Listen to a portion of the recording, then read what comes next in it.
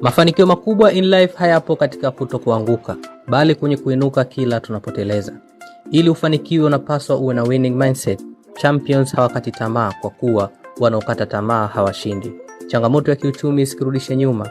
Kila unapoona mambo hayaendi, jaribu kutafuta namna nyingine ya kuingiza kipato. Imekuletea business idea itakayojibu sitofahamu ya ajira na kufungua mlango mpya kwa kujiingizia kipato.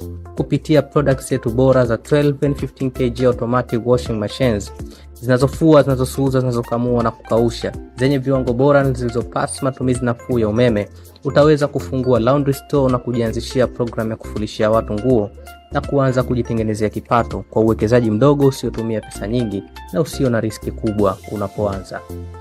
Ikumbukwe, kuna pahala pesa imejificha na namna pekee ya kuifichua ni kutatua matatizo ya watu.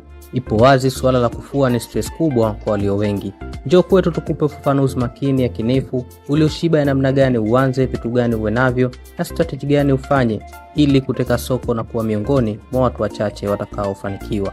Fursa hii ipo kwa sote. Waliopo Dar tutaweza kukufanyieni deliver, na wale tuliopo mikoani tutawatumia product hizi kwa njia ya basi ili kwa sote tupige hatua.